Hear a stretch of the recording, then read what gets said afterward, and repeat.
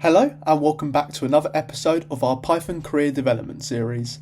In this newest episode, we shall be going through the world of searching and sorting algorithms. I'll be showing you how they can play a vital role in programming, are an absolute essential for developers to utilise. Make sure before you start this video that you're all caught up on the previous videos in this series. Last video was on data structures and how they can make your code more efficient. So let's begin with sorting. Knowing sorting will allow you to arrange all the data into whatever order you would like. Doing this can make it easier to understand and work with. It also improves efficiency as you will be quicker to locate elements. In terms of user interface, it would be so much easier for a user to read your data if it is sorted. So, what sorting algorithms are there? The most common sorting algorithms are bubble sort, quick sort and insertion sort. Bubble sort is the simplest out of all of the sorting algorithms, and it works like this. So we begin at the first item. We will compare it to the item next to it. If the item next to it is smaller, it will swap them. Then on to the next pair. It will check if this item is larger than the following item. If it is, then it will swap them. If not, it will stay and move on to the next pair. It will do this until the end. This is one pass, and then it will go through the sequence once again. It will then repeat this until it gets to the end of one of the passes and hasn't made any swaps. Then we will know it is in the correct order. So quite a basic way of sorting. There is one way we can make this faster.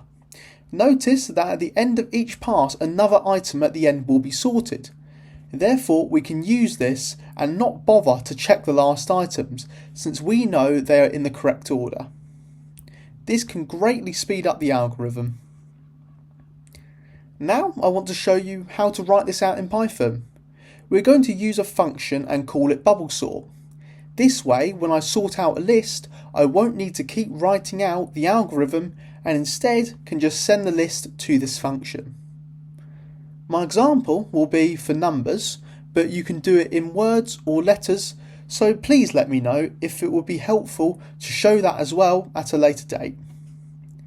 So, we are going to get the function to receive a list and call the list unsorted. Then we want a for loop. We know that the maximum number of passes there can be is the length of the list. This is because we know that another end element is found per pass. So I will get the for loop to repeat that many times, but I want it to start at 1 for a reason I will show in a moment. So to make sure it loops the correct number of times, I will also plus 1 onto the length of the list. Perfect. So let's set the number of swaps in this pass to 0, as this will be a new pass. Then another for loop. This for loop is going to go through every item in the list, so therefore we set it to the range of the length of values. However, notice the -i I have placed in the brackets. This is so we can make the program more efficient. Recall from earlier that we don't need to check the last elements because we know they are correct per pass. Since we know I is equal to the pass we are on right now, it will deduct the number of checks we do. So if we are on the second pass, then I will equal 2. Therefore it will do numbers up to the length of list -2. Now onto this is statement. We are going to check if the number at index j is larger than the index j plus 1. If it is, then we need to swap them, since they are not in correct order. So, first I'm going to set a variable to the current value of unsorted j. Then I'm going to set unsorted j to what unsorted j plus 1 is. And then setting unsorted j plus 1 to what unsorted j was. Therefore swapping the two values in the list. We then add 1 onto the swaps so we know that swaps have occurred during the pass. then continuing through the for loop. Once we get to the end of the for loop, we want to see if any swaps did happen during that pass. If no swaps happened, then we know that the list is sorted, and therefore we can use break to leave the for loop. If not, then it will continue on to the next pass. After leaving the for loop, we will then return the list, now sorted. Amazing, so that is the function. Here is a quick command on running. First, I'm going to create a list I want to get sorted.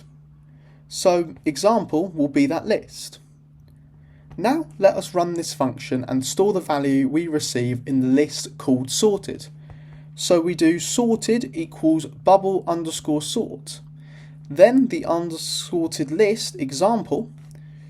Afterwards we will print this list, so when I run it, you can see I get the list completely sorted out for me. Great! Now that is the simplest of the sorts. Let's get on to one that is a little bit more complex. This sort is called quicksort. This works by selecting a pivot. This can be any value in the list. Lots of people would prefer to take the middle value, but I'm going to take the first value in my list. Now we're going to go through the list and create two new lists. All the values in the list less than the pivot, then all the values greater than the pivot. So let's take this list here. So the pivot we take is going to be 6. So now 4 is less than 6, so it goes in the less than list, 10 in the greater, 1 in lower, and so on until we get to the sequence 4, 1, 5, 2, 3, 6, 10, 8, 7, 9. Now we are going to do the exact same to these new lists, and we leave the original pivot where it was. So 4, 1, 5, 2, 3. We select 4 as our new pivot, then creating a new list again, 1, 2, 3, then the pivot, 4, then 5. The greater than list, we take 10 as the pivot. This gives 8, 7, 9, 10. Then, now we can put these lists together. So now we're at 1, 2, 3, 4, 5, 6, 8, 7, 9, 10. We're getting very close to the end. Once again, all these new lists are going to run through the same process. We take 1 as the pivot, we just get the list 2, 3. Another list, now take 8 as the pivot, we get 7, and then another list, 9. Now, if we were to do it again, we would just get the pivots. So all the lists are just 1 in length. Therefore, we have completed the sort. Amazing. So now we know how to do the quicksort algorithms. How do we write it out in Python? Once again, we will make a function called quicksort that will receive the unsorted list. So, as we know from previously, we know the list is sorted once the length is 1 or less. So therefore, we can return the list as it is sorted. However, if the list is 2 or greater, then we need to apply the pivots. So let's take our pivot as the first value in our list. Now we need to create the two lists above and below the pivot. This is done by a for loop. Here is something very helpful, though that will greatly improve the efficiency of your code. You can do it all in one line. This is called a nested list comprehension. This line is as follows: x for x in unsorted and then 1 colon, if x is less than or equal to pivot. But what does this mean?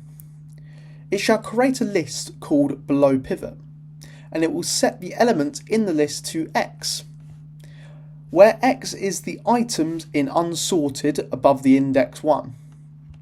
This is just like a regular for loop, so it will go through the given list and set x to every value in that given list. Now it will check if that value is less than the pivot. If that is true, then it will place x into our new list.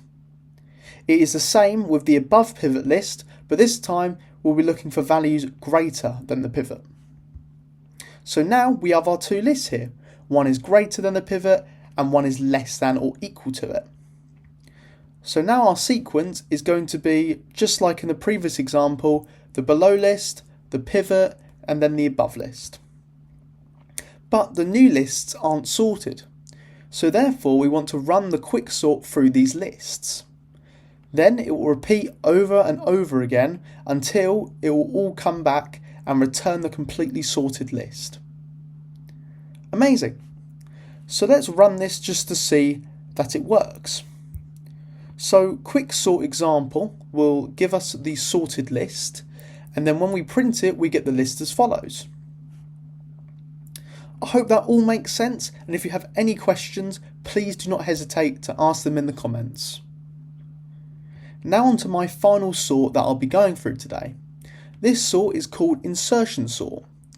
This sort, to a lot of people, can seem obvious. How do we do it though? So we start by leaving the first value. We assume that the first value is sorted. So 6 is at the start. Now we will go on to the second value. We will place the second value in order to the values that are already sorted. So does 4 go before or after 6? It goes before, so now our order is 4, 6. We now say that 4 and 6 are ordered.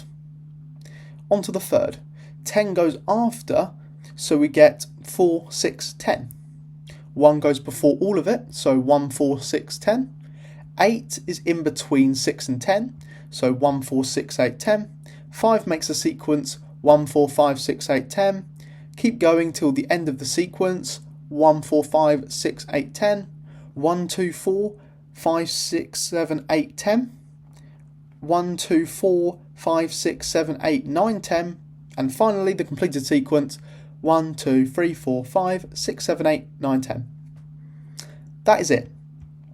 So insertion sort literally goes through every value in the list and places it in order of the values we've already gone through. How do we write this in Python though? Beginning with the function once again, we know that the first value is in order, so we don't need to check that. So we will begin at index 1 and go all the way up to the end of a list.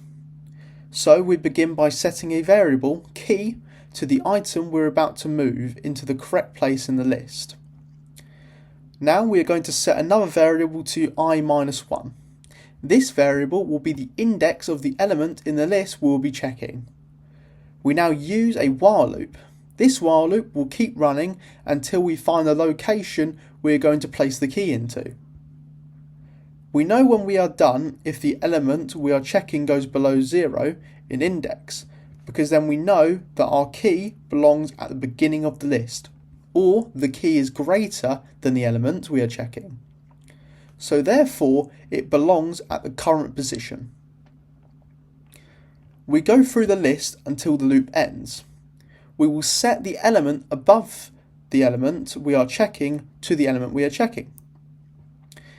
This visually is going to shift all the elements in the list up once until we have found the correct place to put the key. Once we have ended the loop, the value ahead will be set to the key instead, and therefore placing that element in the correct order, and now we can forget about it. Once we've gone through all the values, the function will return the sorted list. Therefore, when we run this command, we see these values in the example list. We get 36, 97, 314, 596 and 730. Great. Now you know 3 very key and very good to know sorting algorithms. However, there is a sort function in Python that we can use. All you need to do is the list name .sort. Then it will automatically put this list into ascending order. But you can create your own keys. Please let me know in the comments if you would like to see a video on how to do that. But now we are going to look at searching algorithms. Searching algorithms is what we will use to find out the index of a particular element inside of a list. Let us begin with the easiest search algorithm of them all. This is linear search. This search will start at the beginning and work its way throughout the list one by one. When it finds the element, it returns the index and stops looping. Now, how do we write this in Python? Once again, we have a linear search function. This time it will receive the list and the element we are looking for. I've used a for loop so the algorithm won't repeat itself forever, if it turns out the element isn't in the list. The for loop will run through the numbers up until the length of the list given. It will check every element with an if statement to see if it is in the same element as the element given. If it is, then it will end the function by returning I, the index we were at. That is all. And just in case the element is not in the list, it will return -1. Amazing. So now let's run it. We have got a list that we will search. Then we set the variable location to the linear search function. We will send to the function the list, and we want to find out where 14 is in the list. So I'll also throw 14 after the comma. After all of this, I want to print this string.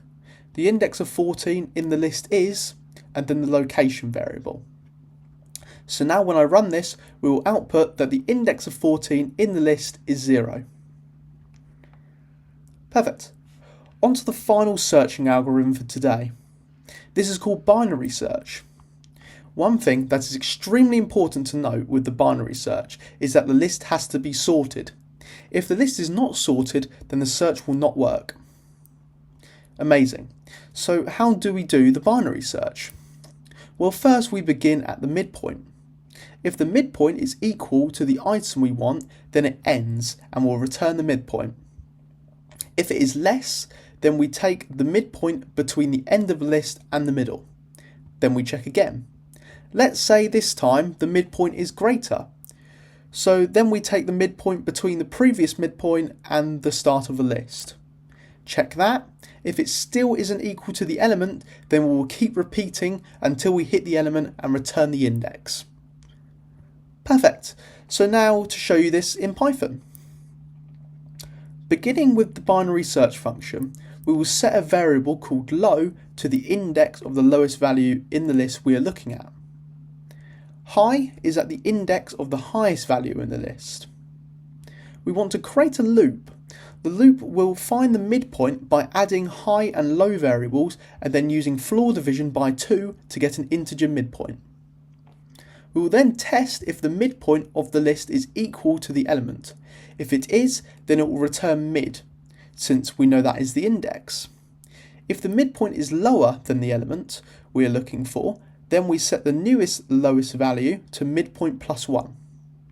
The +1 is there since we know that the midpoint isn't the element we are looking for, so there is no point checking it. If it is higher, then we get the higher variable to mid -1. From this algorithm, if we keep doing it, eventually lower will be greater than high, if the element is not in the list.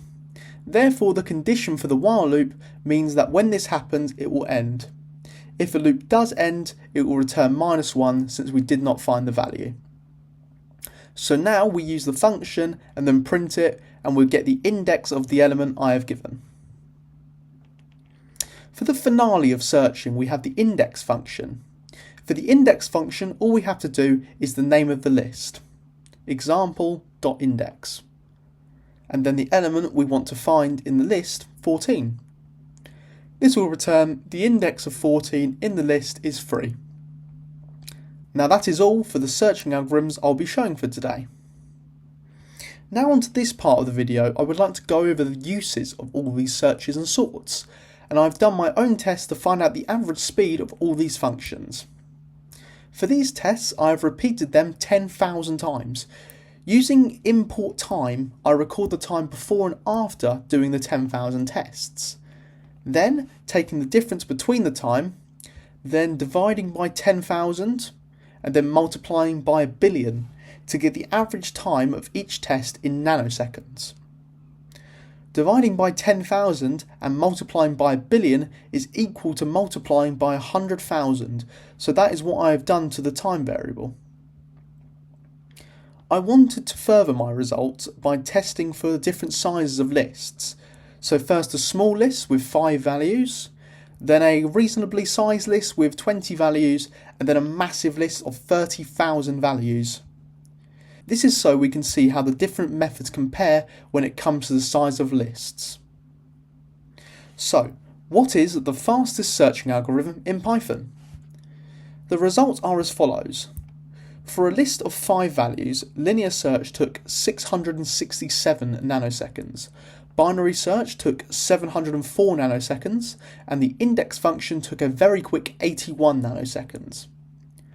For a list of 20 values, linear search took 1593 nanoseconds, binary search took 1212 nanoseconds, and finally, once again, much quicker, the index function with 152 nanoseconds.